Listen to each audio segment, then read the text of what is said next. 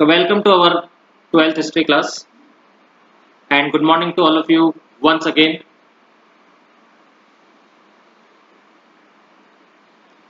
Now, we were on the following historical evidence from inscriptions. First, inscriptions we had studied और मैंने आपको उसका मतलब बता दिया था, समझा दिया था. Now, we move further. आगे बढ़ते हैं अब अपन. You may also have noticed that Ashoka claims that earlier rulers had no arrangements to receive reports. If you consider the political history of the subcontinent prior to Ashoka, do you think this statement is true? Historians have to constantly access settlements made in inscriptions to judge whether they are true, plausible, and excavations. तो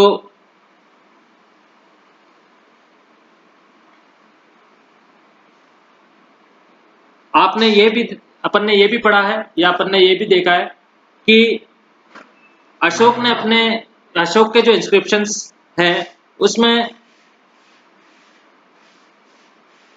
कि कहा है कि उनसे पहले के शासकों ने रिपोर्ट को इकट्ठा करने की व्यवस्था नहीं की थी. जैसा अपन ने जो फर्स्ट इंस्क्रिप्शन पढ़ा है, जो yesterday I had explained the inscriptions, उस इंस्क्रिप्शन के अंदर यही बताया है the in the past there were no arrangements for disposing affairs. यानी कि अशोका ने अपने इंस्क्रिप्शंस के अंदर ये बताया कि अशोका से पहले वाले जो राजा थे या जो किंग्स थे उन्होंने ऐसा कोई अरेंजमेंट नहीं कर रखा था कि जिससे उनको लोगों के बारे में कोई सूचना मिल सके या रिपोर्ट मिल सके. ठीक है.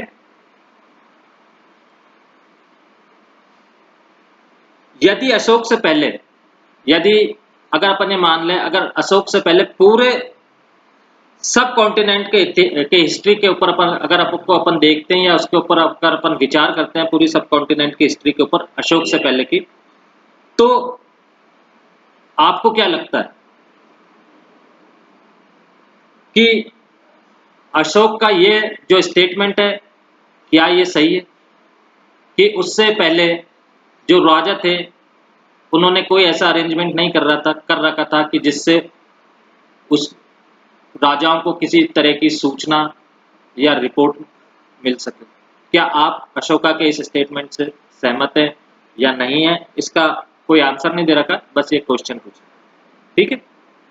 हिस्टोरियंस को बार बार इंस्क्रिप्शंस को में लिखे स्टेटमेंट्स जो होते हैं उनको बार बार एग्जामिन करना पड़ता है, बार बार उनको एनालाइज करना पड़ता है. जो भी स्टेटमेंट इंस्क्रिप्शंस के में लिखे हुए हैं उनको बार बार एनालाइज करना पड़ता है कि ये पता चल सके कि उनमें लिखी बात वो सत्य है, यानी कि इंस्क्रिप्शंस के अंदर जो बात लिखी हुई है क्या वो सच है.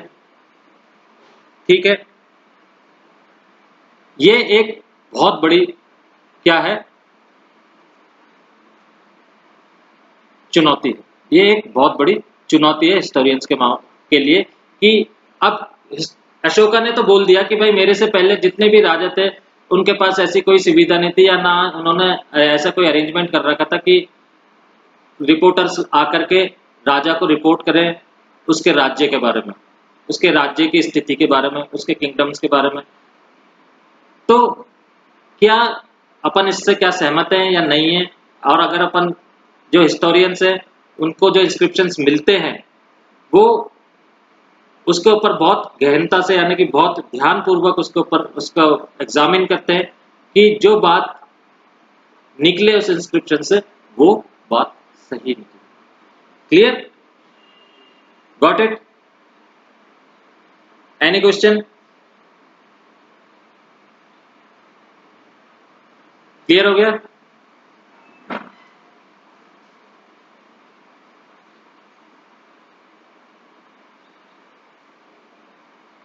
Then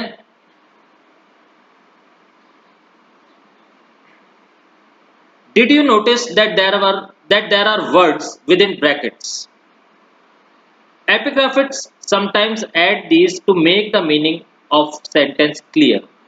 This has to be done carefully to ensure that the intended meaning of the author is not changed. अब अपन ने काफी सेकंड चैप्टर तक आ गए हैं, हिस्टोरियंस के बारे में काफी पढ़ा है, 11th में भी पढ़ा है। तो क्या अपन ने ध्यान दिया है कि कुछ शब्द क्या है कि ब्रैकेट के अंदर लिखे हुए होते हैं, कुछ शब्द को हिस्टोरियंस क्या करते हैं, ब्रैकेट के अंदर लिखते हैं।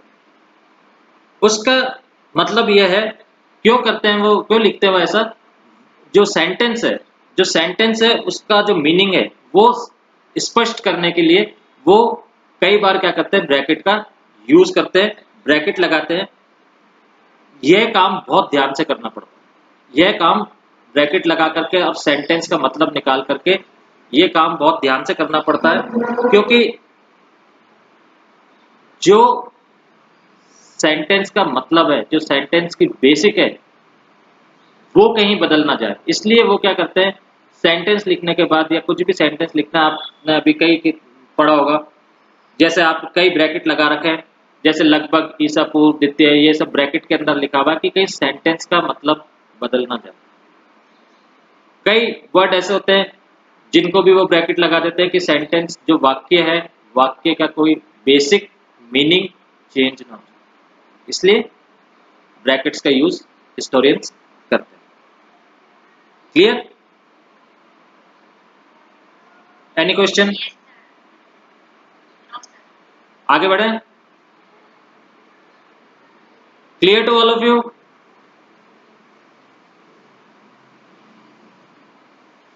आशा क्लियर? आशा गहलोत क्लियर हो गया? कोई question?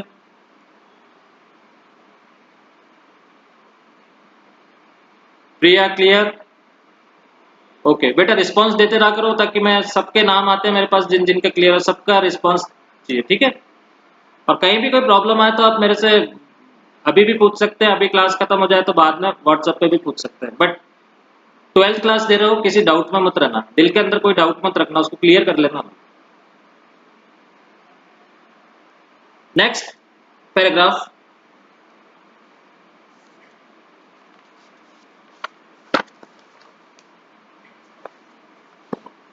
historians have to make other assessments as well.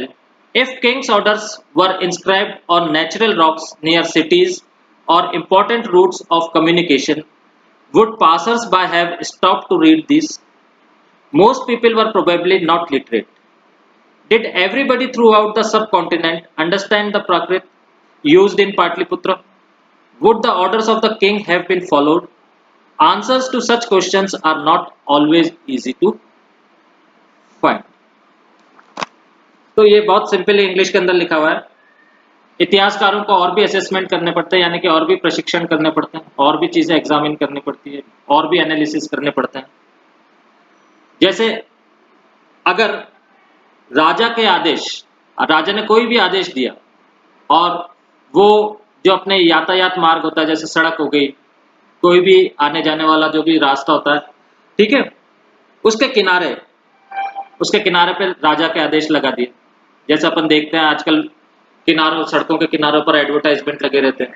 उस समय अगर मान लीजिए सड़कों के किनारे के ऊपर यातायात का कोई भी, चाहे वो रिवर का वो हो, चाहे रिवर के साइड पे अगर उन्होंने लगा दिया, अगर रिवरियन वे हो तो अगर रिवर के साइड पे लगा दिया है, या रोडवेज है तो रोड के साइड पे लगा दिया है, या कच्चे रास्ते हैं, कच्चों के रास्ते के ऊपर राजा के ऑर्डर्स लगा दिए गए हैं, तो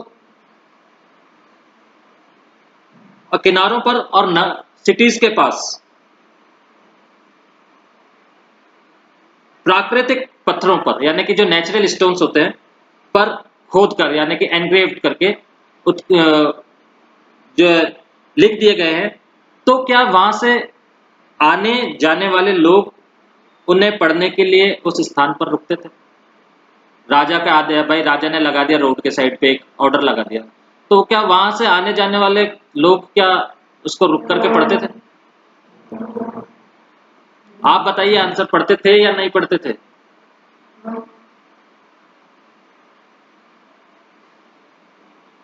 क्या हो सकता है इसका answer? No sir, Anushka Raghuvanshi, ठीक है। देखते हैं अपन आगे। देखिए क्या होता था, राजा ने तो ऑर्डर लगा दिया। अब क्या था, अधिकांश यानी कि ज्यादातर लोग क्या थे, ज्यादातर लोग क्या थे, पढ़े लिखे नहीं थे, तो वो पढ़ेंगे कहां से। अब राजा ने तो लगा दिया, राजा के जो दरबारी थे वो तो पढ़े लिखे थे, उन्होंने तो लिख करके और वहां पे लगा दिया। पर रास्ते से से आने जाने वाले लोग तो 99% लोग तो अनपढ़ थे, पढ़ना लिखना आते ही नहीं था। हाँ, most of the people are illiterate. अब सेकंड थिंग, क्या पाटलिपुत्र में प्रयुक्त प्राकृत भाषा, अब पाटलिपुत्र के अंदर जो प्राकृत भाषा चलती थी वो क्या पूरे सब कॉन्टिनेंट में चलती,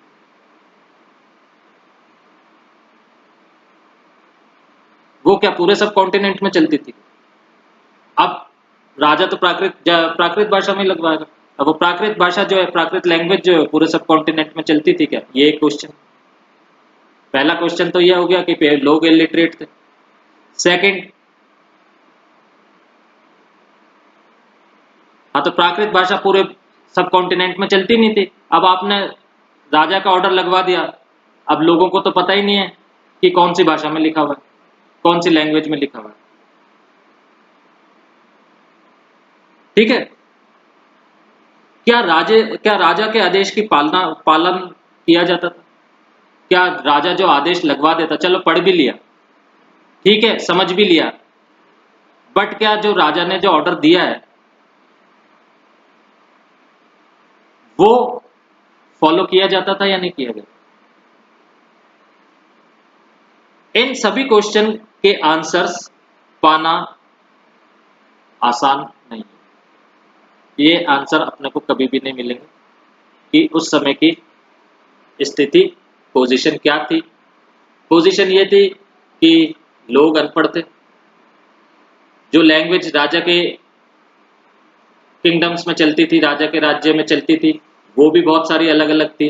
अब सपोज करिए राजा अशोका ने प्राकृत के अंदर इंस्क्रिप्शंस लिखवाए, पूरे सब कॉन्टिनेंट के अंदर, इतना बड़ा एम्पायर था, पूरे सब कॉन्टिनेंट के अंदर प्राकृत के अंदर इंस्क्रिप्शंस लिखा है, तो क्या प्राकृत भाषा को समझने वाले या बोलने वाले लोग पूरे सब कॉन्टिनेंट में थे? नहीं थे, क्योंकि अलग अलग जगहों पर अलग अलग बोलियां बोली जाती थी। आज भी अगर अपन साउथ में चले जाते हैं तो हिंदी वहां पे लोग कम समझते हैं, साउथ के लोग हिंदी बहुत कम समझते हैं। Either they used to speak in English or in their regional language.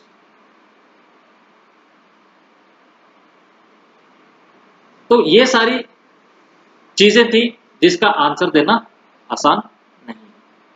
Got it? Clear?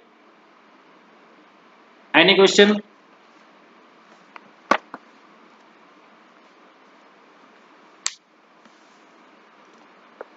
Clear हो गया बेटा? Asha, Khushi, Priya, Saloni, clear to all of you?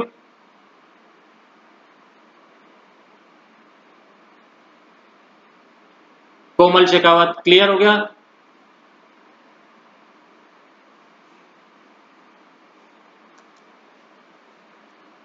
आगे बढ़ते हैं। Some of these problems are evident if we look at the Ashokan inscriptions, that is source 11, which has often been interpreted as reflecting the anguish of the ruler as well as marking a change in his attitude towards warfare. As we shall see, the situation becomes more complex once we move beyond reading the inscriptions at face value. Face value तो आपको मालूम है ना, maths के अंदर आपने place value भी पढ़ी है और फेस वैल्यू भी पढ़ी है क्लास 8th में। क्लास 8th के अंदर जो थर्ड चैप्टर है मैथमेटिक्स का, वो प्लेस वैल्यू और फेस वैल्यू से रिलेटेड, ठीक है, मालूम है ना प्लेस वैल्यू और फेस वैल्यू। अगर मैं आपसे पूछूं there is a number 176, then what is the face value of 7? The face value of 7 will remain 7 only. And if I ask you what is the place value of 176, then the value of 7 in the place value of 7 in 176 is tens. 70. Okay, that is ones and tens, 70.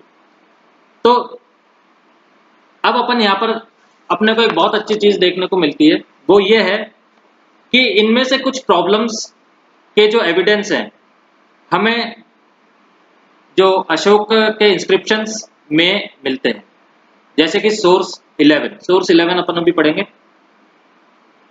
जिसका जो description दिया है अशोक की वेदना के प्रतिबंध के रूप में, यानी कि अशोक की जो फीलिंग्स थी उसके बारे में बताया गया है। साथ ही में ये भी बताया गया है कि वो जो लड़ाई है या युद्ध है उसके प्रति उसके मनोवृत्ति, यानी कि उसके मन के अंदर क्या था, अशोका के मन में क्या आ गया वॉर के लिए, युद्ध के लिए, ठीक है। और उसका मन क्यों चेंज हुआ या कैस काय के लिए चेंज हुआ कि भाई अब आगे युद्ध नहीं करूंगा मैं, कि अब आगे लड़ाई नहीं करूंगा मैं, ठीक है। यह दर्शाता है, जैसा कि अपन अब आगे पढ़ेंगे, कि जो इंस्क्रिप्शंस हैं उनके जो शब्दों के जो मीनिंग्स हैं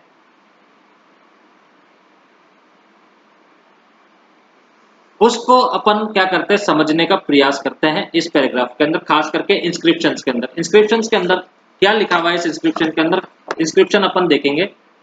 देखो, when the king Devam Piyadasi had been ruling for 8 years, the अब देखो यही ब्रैकेट में समझाया कि ब्रैकेट के अंदर क्यों लिखे थे historians, country of the Kalingas, country of the Kalingas, present day coastal Odisha, was conquered by him, was conquered by, bracket में लिख दिया हिम किसके लिए, किसको को बता रहा है, अशोक। और ये पियादास में ये सॉरी देवाना पिया और पियादासी किसकी टाइटल है, Ashok. 150,000 men were deported, 100,000 were killed and many more died. After that, now that the country of the Kalinga has been taken, Devanampiya is devoted to an intense study of Dhamma, to the love of Dhamma and to the instructing the people in Dhamma. This is the repentance of Devanampiya on account of his conquest of the country of the Kalinga. For this is considered very painful and deplorable by Devanampiya, while one is conquering an unconquered country, slaughter, death and deportation of people take place there.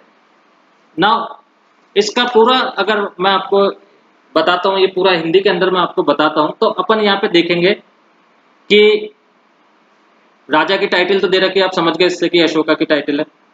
जब देवनपिया पियादसी ने अपने शासन के 8 वर्ष पूरे किए, अपने rule के 8 ईयर्स उसने पूरे किए, तो उन्होंने कलिंग, जो एट प्रेजेंट कोस्टल ओडिशा कहलाता है, पर विजय प्राप्त की, उसने उसको जीत लिया, ठीक है।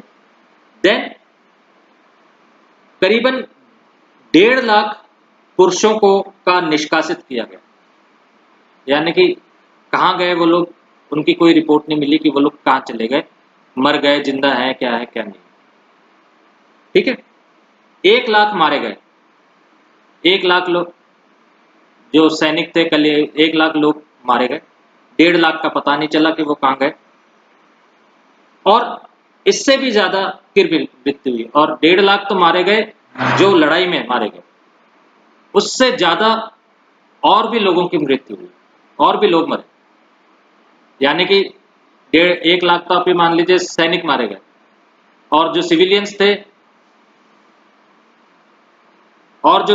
थे वो और भी ज्यादा थे। कलिंग पर शासन स्थापित करने के बाद, अब जीत लिया उसने कलिंग को, अशोका ने, उसके ऊपर उसका रूल हो गया। इसके बाद देवनप्रिय धम्म के गहन अध्ययन, धम्म के स्नेह और धम्म के उपदेश में डूब गए। और इसके बाद जो धम्म था, जब उन्होंने बुद्धिज्म अपना लिया, जो बुद्धिज्म के अंदर जो धर्म है, जो धम्म है, वो जो अशोका था उसके उपदेश जो भी था उसके अंदर वो डूब गए। यानी कि अब वो उसके उपदेश को फॉलो करने लगे, मानने लगे। यही देवनप्रिय के लिए कलिंग की विजय का पश्चाताप, और ये ही क्या था, जो अशोका था उसके लिए यही एक पश्चाताप था कि उसने कलिंग के ऊपर जो विजय हासिल की थी, जो जीत हासिल की थी, उसमें उसने इतने बड़ी तादाद के ऊपर जो जिसको बोलते हैं लोगों को मारा था। उसके लिए अब यही एक पश्चाताप का साधन। देवनप्रिय के लिए यह बहुत वेदनादायी और निर्दयी है। जब कोई किसी राज्य पर विजय प्राप्त करता है तो पराजित राज्य का हनन होता है, वहां लोग मारे जाते हैं, निष्कासित किए जाते हैं, डिप्लोर किए जाते हैं। मीन्स अब क्या है, जो अपने दसनीय जो देवनप्रिय के लिए ये बहुत एक दुखदाई वाला क्षण था कि उसने जब विजय हासिल करी, इतने लोगों को मारा गया। और आगे वो अपने इंस्क्रिप्शंस के अंदर यही कहता है कि जब कोई राज्य दूसरे राज्य को जीतता है और उसको हराता है तो बहुत से लोगों की मृत्यु होती है, बहुत से लोगों का पता नहीं चलता है कि वो कहाँ गए। ठीक है, ये उसके इंस्क्रिप्शन से अपने को मिला है, जो सेकंड सोर्स है कि अशोका ने कलिंगा के ऊपर जीतने के बाद जो धर्म अपनाया, धामा अपनाया, और उसने कैसे अपने को फिर ये उसने कर दिया था कि अब मैं इसके बाद आगे कोई भी युद्ध नहीं करूंगा या कोई भी लड़ाई नहीं लड़ूंगा।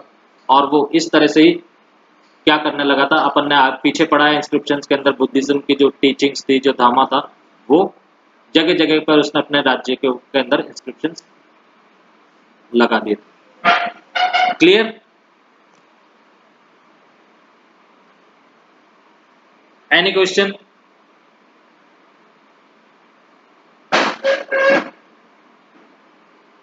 क्लियर हो गया? अच्छा लग रहा है पढ़ना, या बोर तो नहीं हो रहा? समझ में आ रहा है ना? हाँ, क्लियर है? अगर आपको कहीं भी कोई प्रॉब्लम आती है तो मैं बैठा हूं आपके लिए, कोई घबराने की जरूरत नहीं है। क्लियर?